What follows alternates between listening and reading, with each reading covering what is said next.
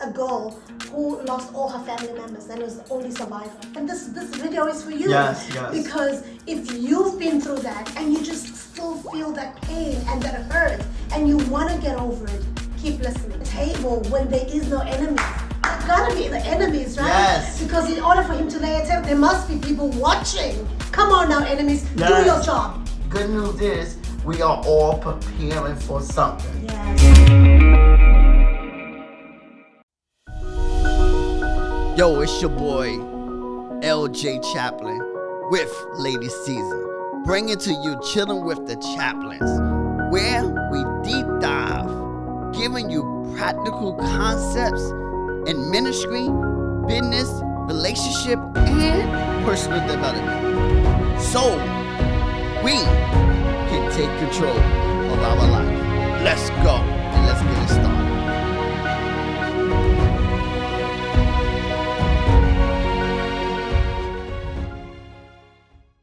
Welcome to Chilling with the Chaplins. I'm LJ with the one and only, my lovely wife, Lady Siza. She's in the building. Yes, you know, we're about that vibe each and every week. You know what I'm saying? You got me, you know. So today, we just want to talk about how to deal with your past in order to be healed. Yes. And because it's very critical that we talk about and begin to deal with some things so that we can be healed, because we cannot move forward if we don't deal with our past. Absolutely. And I think that's a question that almost everyone asks themselves when they go through some emotional heartache or some emotional experience where they're like, how am I just going to get over this? It could be anything that's traumatic. You're like, oh my God, that was like the most hardest thing ever. How do I get over it? As an example, South Africa just recently had floods, my home city, Yes. Durban, and there's a girl who lost all her family members and was the only survivor. The house got swept away while they were asleep, and God saved her to tell the story. Yes. And we just think about how can that child get over that emotional hurt. Yes. She's lost everyone. Everything. And everything. And if she don't deal with this today and begin to let go today, that trauma will live with her for the rest of her life. And so that's why we got to learn how to deal with our past so that we don't live with things for 10, 20, 30 years. But it's easier said than done, LJ. I agree. It's easier said than done for somebody that young and having gone through so much trauma. I agree.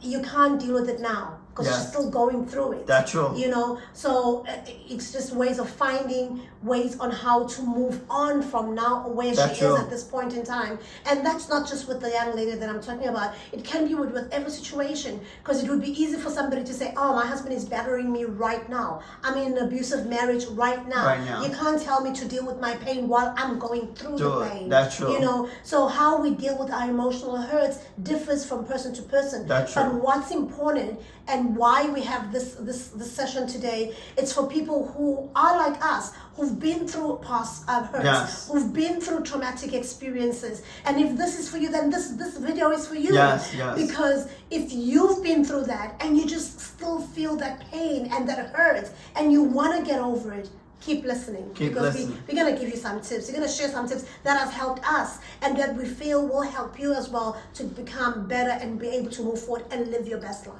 Yes, because the sooner you can begin to start be able to be ready to talk about and deal with your past, the quicker you can start the healing process. Absolutely. You know, but we get it. We cannot do it a lot of times while you in the middle of it. But the sooner you can start that dealing with that past and dealing with what you're going through, the quicker you can start the healing process. I like this because John Maxwell said, you will never change your life until you change something you do daily. Yes, I love that. Let me repeat that. You will never change your life until you change something you do daily. And so that's why we wanted this podcast. We want to begin to having daily routines, having daily habits, good habits, not just any habits, finding Absolutely. good habits, finding a routine so that we can begin to shape our life. Because guess what? Good news is we are all preparing for something. Yeah, something great. Something great. There's greatness inside of you. Yes. And you that's watching. Yes. And so you are preparing for something, but you got to begin to start doing and having Putting in the work. The right routines so that you begin to shape your life. That's true. And we're just going to share a couple of tips that will actually help you to get going and start moving forward and start realizing that your past hurts will actually destroy you if you don't deal with them, right? And I think that the first point is what I've started, which I absolutely enjoy, is creating mantras, daily mantras that counter the painful thoughts that usually come into my mind. Yes. When I start having those limiting beliefs and doubts and emotional experiences, think about what happened to me, I then have a counteracting mantra, a counteractive affirmation, to think. For example, I'll make an example. I am entitled to my share of happiness. I refuse to beat myself up. I am an attractive person. I am fun to be with. When I don't feel beautiful because of the alopecia and the hyperpigmentation, I go look at myself in the mirror and say, "Girl, you are gorgeous. You are beautiful." And when I say it like that, I'm bound to smile and see that beauty that nobody else might be seeing or that I did not see previously. Yes. So I counteract the feelings of feeling ugly, of feeling bold, of feeling unwanted, with something positive. What about you? Yes, like even with me, I have to have daily mantras or positive affirmations on a daily basis because, like I said last week, I do get in my head because I feel like sometimes I don't feel smart enough, or I might say the wrong thing, or and so I have to have these daily affirmation that I had to continue to tell myself that I am smart enough, that I can speak well, that I am becoming a better speaker. I had to keep telling myself that so I can continue to grow confidence.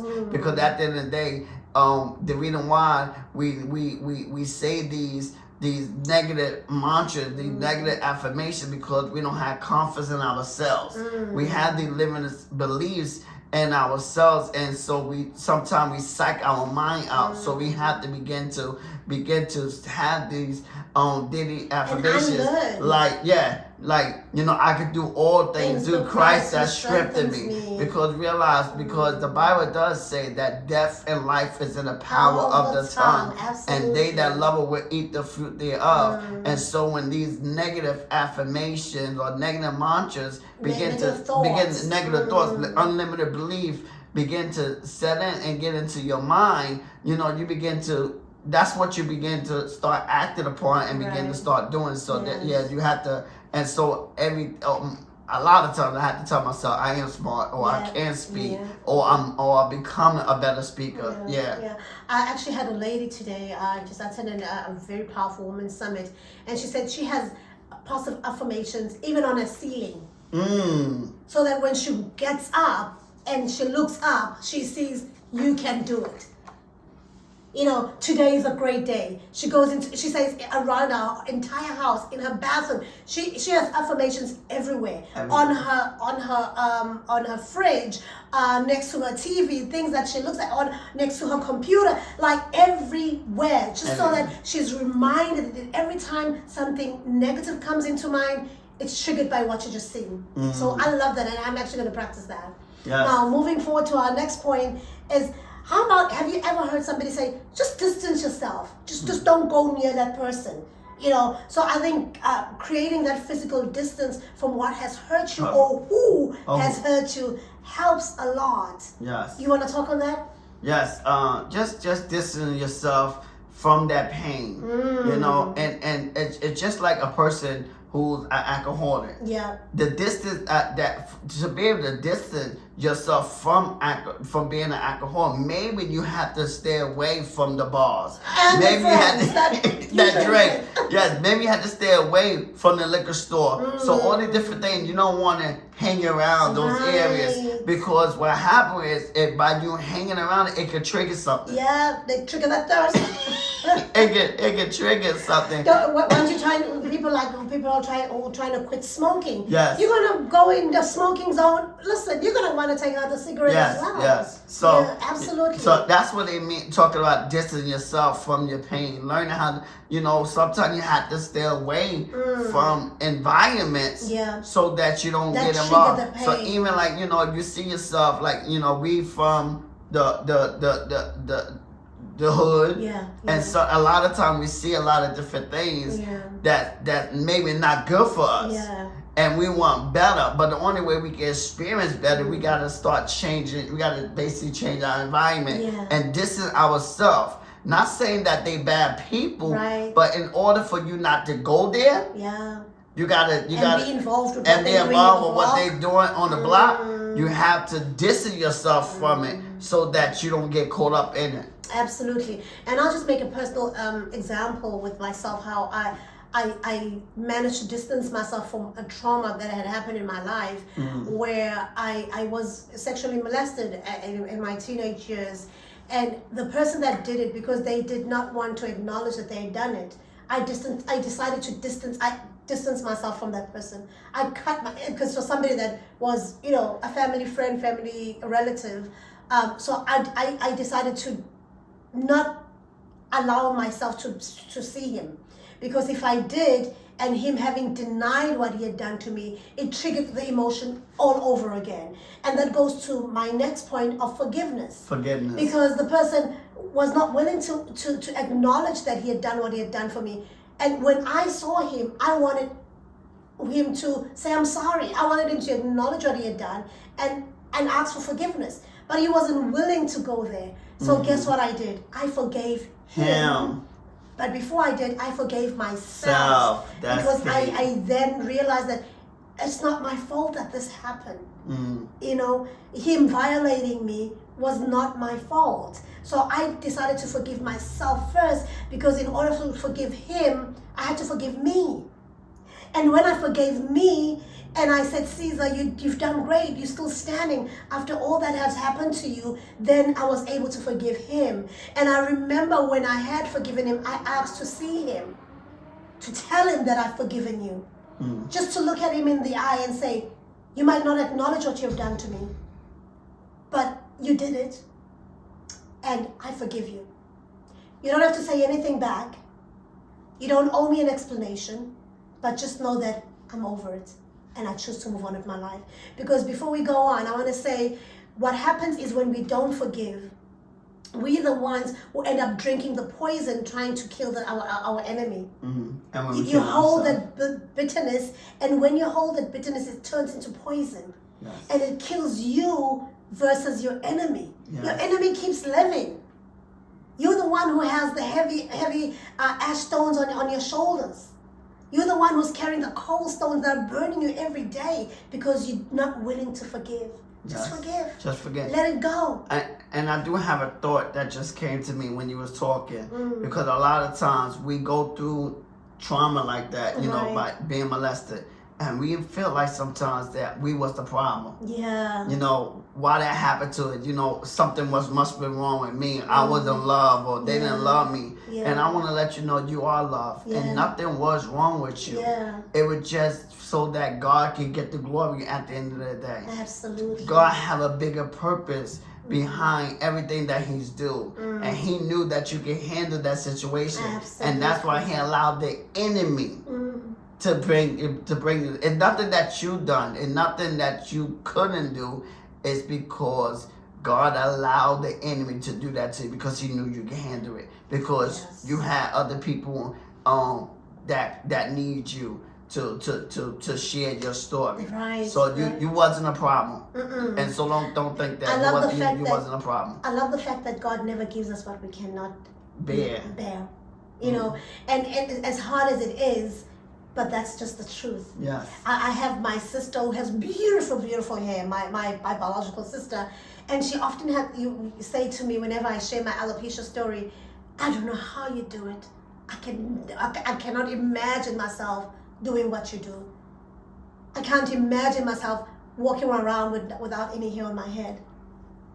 God must have given you so much strength, because I admire your strength. She says this because she's like, I see you, and I'm like, how does she just confidently go around? And I'm like, if only you knew that it has not always been like this. Yes. You know, I forgave myself for hating what had happened to me.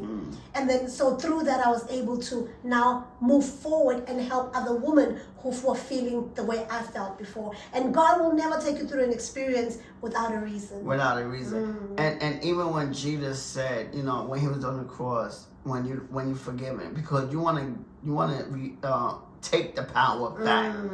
Jesus said, you know, forgive them, Father, because they don't even know what they was doing. Yeah. What he was doing, he was taking the power back from the people that hurt him. Yeah. And so you might have been hurt. Somebody might have hurt you. Somebody might have violated you, overlooked you. I know that's me. I've been overlooked. I've been this is what I've been felt unappreciated, unsupported. And so guess what? All I can say now, Lord, forgive them, because they don't understand what they was doing. Yeah. I'm taking that back, the power, because I had to realize, guess what? They don't control my success. Absolutely. They're going to control. And also, how will the Lord lay do. the table when there is no enemies? There gotta be the enemies, right? Yes. Because in order for him to lay a table, there must be people watching. Come on now, enemies. Yes. Do your job. Do your job. Do your job. Because God is about to lay the table, and the enemies will have to watch. Yes. God elevates us. Yes. And so you control your success. Yes. Not them. Yeah. And so you have to realize that it doesn't matter what they've done to you. You're the captain of your ship. You're the captain of your ship. You're the captain of the ship. And regardless of you feel alone, you feel by yourself, you feel unappreciated, you've been abused, whatever it is. Prove them wrong, go. You're the captain of your ship, Yes. and you have to learn how to let go. Yeah. And release. Right. Let go and keep moving forward. And that goes into our next point, that doing your own work. Doing your own work. So important to work on yourself. Self-care. You know, making sure that you're taking care of your mental state. Make sure that you're focusing on the good and not the bad. Not the bad. Make sure that you surround yourself with the right people who will uplift you in times where you're overwhelmed by your emotions. Make sure that, you know, you're able to pinpoint the times when you don't feel like it. You don't feel like smiling because that emotional thing is weighing you down. So taking care of yourself is so critical. So critical. And yes, and so basically you have to start with yourself. Yes. In order to be healed, you have to start with yourself. You have to start taking care of yourself. You doing the first work. You know, the Bible let us know that go back to your first love. Yes. Go back to your first love. Go back when you was a child. Go back how you used to be when you was growing up, when you were loving yourself, when you believed in you believed in people, you believed in yourself, you believed in your parents. Go back to that first love, and it could just start with you. Absolutely. It's all in your hands. Yeah. Take the power, like LJ said, from other people. Put it in your hands, power of your life. Because we tend to put our lives in other people's hands. Oh, he doesn't love me like I want him to love me. Then love yourself like you want to be loved. I always say to single people, date yourself. Date yourself. You know, because in order for him to buy you flowers, you must be able to know how it feels like to buy them yourselves. Buy yourself chocolate. Write yourself love letters. You know, love on you first. Take yourself to massages. Don't wait for him to do your nails. Yes. Do your own nails. Do your own hair. Because when you value yourself, you'll be able to even attract the right people who will value you too. So important. And you will not settle. Yes. You will not settle. You will not settle. So you want to do these things, because when you do these things for yourself, you feel like, you know, you let them know, I don't need you to do it for me. Yeah. And so what happened is, when you for my women, single ladies, what happened is when you do these things for me, then that man like, you know what, I need to do something. And now he begin to start searching and start seeing, what can I do to make her feel good or to make her happy? Or what can I do because it seems like she don't need nothing from me? And so now Some men get intimidated by that though.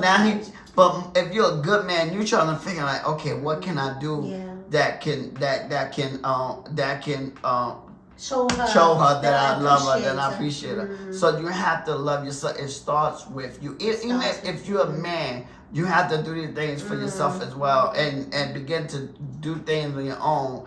And so it starts with you. You want to be healed, it starts with you. Absolutely. And then also be gentle with yourself. Yes. We are so hard on ourselves, and I think we are our worst critics, honestly. You know, you often, like, I'll make an example with LJ. He often says, I'm the worst speaker. He is not. When he removes that out of his mind and just speaks from the heart, he is the most brilliant speaker I've ever seen. But I think it's because we all just so hard on ourselves. We always our worst critics. When we critique ourselves, we give ourselves a low mark. But when we allow other people to give us feedback, you realize, oh, I'm actually not so bad. You know, so I think that's very important. Be gracious to ourselves. Yes, be gracious to yourself. Show empathy to your own self. To your own self. Show compassion to you. You know, because I mean, it hurts is inevitable. We're gonna get hurt. Yeah. It's part of life. But it's how we respond to that hurt that matters. How we respond, you know, to whatever situation that has hurt us is very important. Yes. Because your reaction really dictates how you move forward. Yes, I love what Paul said. Paul said in Acts 26, he said, I think myself happy. I think myself happy. You can tell that he wasn't happy, but he has to think yourself happy. I love that. He was going through so much. He was going through shipwreck. He was about to he about to go to Rome and all that. Yeah. But he said, I think myself happy. Why? He was showing that he was showing kindness to himself. Regardless of what I'm going through, I would not allow what I'm going through to affect me. Self-care. That's it. Self-care. Just putting yourself. Sometimes you just gotta be selfish and put yourself first. Yes. Sometimes we just gotta cut out everything else and everybody else and focus on Sis again. And focus on Leonard. And focus on you. Because you matter. Out of this whole equation, when everything is said and done, you matter. And self-care and all this kind of stuff. And it don't take a lot. Start small. Do the small things. Like setting boundaries. Setting boundaries. Take care of yourself. Who's an energy drainer that you hang around with, somebody who's trying to influence you into doing drugs, into continuing to drink, to smoke, and you're trying to cut all those things out. Set boundaries. Move away from situations like that. You know, start saying no. No is a complete, and always a complete sentence. It's a complete sentence. No explanation needed. No. Can you do this for me? You know that you don't want to do it. Don't say, I'll think about it, or you start doing the ignoring game like somebody I know. Just say no. Just say no. It's a complete sentence. It does not need no explanation. As long as you say it with love, that's it. Because if you say no, that's different from saying no. Yes. See, and we were talking about this earlier today. I'm on a panel, and we were talking, and I was saying that you gotta learn how to say no, because what happened is when you don't say no, you overextend yourself. You have things on your plate. You know you can't do it because you have so much that you got going on, and you don't want to hurt nobody. And you feel like, if I say no, if you can't do it, you can't do it. But you know what this has got to do with being a people pleaser. Because we often say yes to everyone because we want everybody to like us. Yes. Listen, I don't care what you do. Love yourself. Besides that, I don't care what you do. There will always be someone who's not pleased with you. There'll always be someone who does not like you for no reason. You know, I remember a girl used to say, I just don't like it. I'm like, but why? Like, I just don't. But do you have a reason? No, I don't need a reason. I just don't like her. My blood doesn't mix with hers. Like, but why would you think of somebody like that? But people do. People do. So don't be pleasing people. Please God. And please yourself. That's it. That's it. That's only that, man. And I would say, please God, I had to please my wife, Of course, and when then you're please married, it's a myself. social situation. And then when you got, spouse. and then when you got children, you please God, you please your No, spouse. don't please the children. They please you. Thank you very much. You put You're them right. to the sword. I agree, guys. Let me rephrase that. No, they You're right. please you. You're feeding them for free. Yeah. Okay, I changed that. Yeah. But yeah, do the small things and start early. Doing the small things early. Don't wait to start doing and taking care of yourself and loving yourself. Start early. Do these small things because what happened was you want to be proactive with your healing. Yeah. You don't want to be reactive because by you being proactive, you are preparing for success. Right. When you are reacting, you repairing. Mm-hmm. You had to repair the damages that was done. Yeah. You had to repair the things that you should have done that you didn't do earlier. Absolutely. And so we don't want to be reactive or repairing. And that's what we talk about today on the mastermind. Today matters that we talk about. We have to learn how to be proactive. We have to learn how to be preparing for our life. And because if we don't be preparing and doing things and doing the small things early, then we start reacting and repairing the things that we should have done. That's true. So they always say prevention is better than cure. Oh yes, yes. And even like with your health, and you wanna live long. Start taking care of yourself, eating healthy, eating right, exercise. I bought a skipping rope the other day. Yeah. Okay, I'm gonna start skipping. Proactive. Because, let's gotta go. And all right. I think another one, that got to do with the points that you say is allowing your negative emotions to flow, because what tends to happen let it go. Let it go. Let it go. We like to store Let things it go. you're a good example because you love things away, and you find that you have not healed from that. So I feel like you gotta practice what you're preaching, sir. Yes, because I agree, and I'm learning now. Yes, you gotta let it go, because if you avoid things and you pretend that they don't exist, and then they just bottle it up. it's like it's like brushing it under the carpet. And I just shy away, and I just go back into my little closet and don't say anything or get quiet, And so I know that's what I done, and so now I'm working on trying to let things go, trying to open up, trying to talk it out, and trying to express myself more, and in a way that I can do it the best way I can. And the best way to do that, what is it? To talk about it. To talk about it. So give yourself permission to talk about things. I mean, people think I overtalk, and I know I do. But guess what? It helps me. Because my conscience and my heart is clean and clear. Because I don't do anything. I still got a lot of cleaning to do. Yeah, we're talking opposite. I still got a lot of cleaning to do. I sleep so well at night, because when I don't feel like I like something, I will talk it out. When something has hurt me, I will talk it out. That's why I write dear letters. Yes. Those dear letters are really, really deep, because it's me talking to myself. It's me affirming myself. It's me letting go. That's why I have the alopecia group. That's where I feel I've created a safe space for women to actually speak on how they're feeling about their hair loss. That's why we've created the new opportunity, Next opportunity window, because now we've created a safe space for haven. people who want to be heard, who want to be something in life. People that feel unappreciated, unsupported.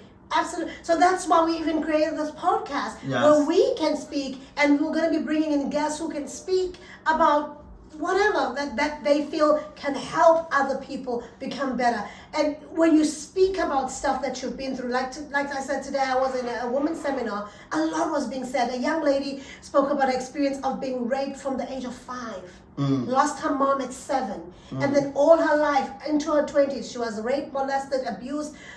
Everything happened that you can think of. But she stood in that podium and said, now at 27, I want to help other women who are going through what I'm going through. I realized that what happened to me was not my fault. After blaming myself for so long, I hated men. I no longer dated. I started dating women. And I knew that I was not lesbian. That was powerful. But I hated the sight of men because of what they had done to me all my life. All her life. You know, so those things are powerful, and her speaking her truth is part of our healing process. And that's why I wrote my book, you know, shameless plug, Enough Already, Overcoming the Stigmas of Alopecia. For me, writing that book was to be able to speak my truth, was to be able to tell the world that, hey, I got this condition. It's not HIV, it's not cancer, it's nothing that you have labeled me with, but it's alopecia. And I did not bring it onto myself, and it's a condition that is not curable, but guess what? I'll live with it, and I'll love myself regardless. Hate me or love me, right? That's it. And that's what I'm doing too, even by me opening up. Now I'm expressing myself. And so now I'm like, yo, you love me, hate me, it doesn't matter. I'm going to be me. And I'm just saying and just talking out and saying my truth. And so that I can be healed, and so that I can continue to heal others and help other people out that just like me. Because there's others like me that afraid to express themselves. And by me holding myself and holding my story in, then guess what? I can't help nobody else out. And your test is always your testimony, because you'll never have a testimony if you've never been tested. Yes. You gotta be tested first. What are you gonna testify about if you haven't been tested? And people do not trust people who have not been tested. Yes. They want to see that, oh, you've tested and you stood the test of time, then you're the person to be trusted. Yes. So just know that and acknowledge that about yourself. Another point, which is towards the end of our podcast, is get professional help. Get professional help. I know some people will say, but it's expensive. I can't afford it. How will I afford a therapist when they cost so much? My medical insurance does not cover it. What do I do? And I'll say there's alternatives. There's alternatives. You can speak to your pastor. Most of them are, they've been through causes of trauma and so forth. If they're not, they can just pray with you. That alone can help release and relieve the stress. Because sometimes all we need is a person that we trust, is a person that can just listen. You know, if you don't trust your pastor, then look for somebody, a stranger. I often shared, I shared this before, that before I used to even talk to strangers, because I just wanted to speak and just take whatever that was bothering me, you know. So I spoke to strangers. And that's why it's good when you get into communities and masterminds, joining going to events and different retreats. So that, that's how you deal. But today I'm so empowered. You're right, you do, because when you're done, when you go through this, you feel empowered. So and seek professional help. I definitely, that's the biggest. If you can afford a therapist, you definitely want to see like a therapist to seek professional because advice. Sometimes they have to dig deep. They gotta dig deep. And because it usually it roots back from your childhood. It roots back from your childhood. And they gotta get to the root. Source. They gotta find the source. Because until you deal with the source of where that hurt came from, it will keep bleeding. And you will never heal, and that's why they have to uproot. They had to uproot, and that's why it's critical to go to a therapist or a deliverance ministry that deal with deliverance, because they gotta dig deep and let it go, because until that happen, you will always be bleeding. It's like putting a plaster over a wound that has not been treated. That you're just fooling yourself. The bleeding and the pus that comes from that wound will always be, and it will make it worse actually, because you're covering something that is not healing, right? So we say we want to actually dig deep and get the poison out, so that you are healing not just for yourself but for your future generations. Because guess what? If you don't find the healing and you don't work on yourself today, what happens is you're gonna carry it to the next generation and the next generation. You don't want to be the one responsible for a bitter generation. A bitter generation. Because you have families break the curse. Break the curse. You have families where the grandmother was bitter. The mother became bitter. The daughters are bitter, their children are bitter. And when you find out, it goes all the way back maybe to 6-7 generations, because nobody actually broke that curse. Nobody actually stood and said, it ends with me. Yes. Nobody broke that bitterness, because the source is somewhere. It's somewhere. Because hurt people like to hurt people. So if I was hurt, I want to hurt somebody else. But that's not the solution. Not the solution. It's never the solution. No, never solution. Yeah. And so you want to get in there today. Find out, like, why I feel this way. Yeah. What happened in my life? Because you could do self deliverance yourself as well. Just thinking about it, you can't do self deliverance. But you got to begin to ask your question, like, you gotta acknowledge it first. Where that came from. Yeah. What happened in my past? And you got to, like what we're talking about, you got to learn how to talk it out and talk to yourself. Some people even talk to trees. They just talk to the universe, like, as long as it's out. Because some people have lost trust in people. Yeah. And that's a reality. I tell you, and then the next thing, the whole world knows. Because you say, oh, especially... Christians, I know. They'll be like, let's pray about Sister so and so. I know. She spoke to me about this and this. It was in confidence. Thank you very much. It's not your responsibility. Not even responsibility. It's your business. It's not your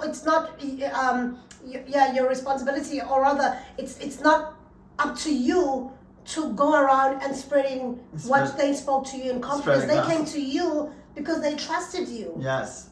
Now the next thing they hear in their business all over, because if you tell one person, it's a secret, you just told me, and please don't listen, that secret is out. Yes. And the church is, I mean, they do got it bad, especially with this showing kindness, because a lot of times we can say we love somebody, but we don't really love somebody.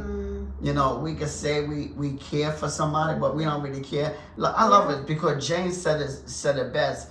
You know, if your brother is destined for food, and he said, I need help, or I need food, and you say, you know, be filled, or I'll pray for you. Without providing. That person, that right at that time, he don't want no prayer. He want food. Absolutely. So a lot of times, we gotta be really practical. Yes. And not be too spiritual, because that's the problem with Christians. We spiritualize everything. We understand that we are spiritual beings, but sometimes we need to be practical. For example, this family that lost everything, the practical way is not saying our thoughts and prayers are with you. Pray for them, you know, think about them, but also do something about it. Feel what they're going through. No. Give them a blanket, give them clothes, give them food. But that's showing kindness, affectionate kindness. You can feel all your life, but if you're not helping me with it, it's something like your boss says, you know, and I say this to my boss all the time. She says, "Oh, I'm so proud of you. You do such a great job." And I'm like, "But it doesn't pay bills. It would be nice to get a raise, you know. You telling me with words does not pay my bills. Yes. I would love that you show me your appreciation with the pay raise. Yes, you know, because that will make me encouraged. Because I'm here for money. I'm not here for you to give me affirmations and tell me you do such a great job. You're the best worker I've ever. No, sir. Pay me. But when you're showing empathy to somebody, you feeling what they're going through, and then you ask them, how can I help? No, that's the American way. The African way and the right way to do it. You don't ask. When you see a need, you do. Okay. Because some people are too proud to accept help. That's true too. And not sometimes, it's not even pride. They're too ashamed. They don't want to feel like charity cases. Yes. So if you see the need, just do. Yes, I agree. Just like in the church, if you see a need in the church, just do. Yeah. Why? You know, especially. It won't hurt to have two of the things. Doesn't matter. Two is better than nothing, right? Yes. If somebody else has done it or is doing it along with you, it's okay. And a pastor will never say no, because it is something you're showing that I'm with you also in action, not just in words. Yes. So as we close off, I hope that was a great, mind opener, and you learn something from that. Any last words, LJ? Yes, I would like to say, start now. Start now. Start now. Yeah, you're important. Yes, we always we said this in past episodes. What you do today is determining your future. That's it. I Do something think I'm gonna today say that. Yeah. that your future self will thank you for. Well, thank you for. Yeah. You know, so start now. Yeah. Do the small things now to Yeah. get healed. You deserve it. Yes, you deserve. Do Yeah. the small things now, Yeah. because if you don't deal with Yeah. your past, if you don't deal, you will never get healed. Absolutely. So you got to begin to start now and start small. You don't have to. People make it. We complicate things and feel like, oh, I gotta just the small things. Start with the small things. It's just affirmations of you two. Yeah. You know, getting a journal, writing things down as you feel them. Don't complicate, overcomplicate things. Yes, let's start small. So thank you so much for tuning in. Thank you. We appreciate your time. Yes. And we just want to remind you that please press that subscribe button if you really enjoyed this video. And also share it with your friends, families, and your cousins so that they get to hear this as well. And whoever that you feel might need it and it could help. Also, please do, we'd like to be friends with you. Do follow us personally on my Instagram at Lady Siza 1 and LJ. Get inspired by LJ on Instagram and get inspired by LJ on YouTube. You can just subscribe, hit the notification bell, and you can follow us at Chilling With The Chaplins on all platforms, as well as you can listen to the audio version on Apple Podcasts, Google Podcasts, Amazon Music, and Spotify. And like we always say, hit that follow button. Write a review and rate us. It does help us to continue to grow the channel. We do want your feedback. We love it so that we're able to deliver better content and so that because we hear it from you. And so we want to thank you. And that being said, don't forget to put on the comment section what you'd like us to talk about. Yes. We really want to talk about things that you have also suggested and recommended because we want to be relatable to you guys and touch on subjects that touch you. So please don't forget to put on the comment section. And we also want to say this podcast was sponsored by Next Opportunity Window, a community where you could come and learn and grow and receive exclusive content on a weekly, daily basis. You know, to be revived, to be refreshed, to feel good about yourself. This was a community that will support you, not talk about you, but support you. A community where you could come and be part of monthly webinars, masterminds. You know, we're gonna, like I said, coming soon. We're gonna have backstage after show. You could be one of the guests, maybe. You never know. And so this is a community for you, and you can be a part of you able to network with other people like yourself. And so come be a part of the community. The links will be in the description. You know, like I said, we give you a 7-day free trial so that you could try us out. You take care, guys. Have a good night. Yes. God bless you. God bless you. Till next week. Bye-bye. Bye-bye. Yo, it's your boy, LJ Chaplin, with Lady Siza, bringing to you Chilling With The Chaplins, where we deep dive, giving you practical concepts in ministry, business, relationship, and personal development. So, we can take control of our life. Let's go.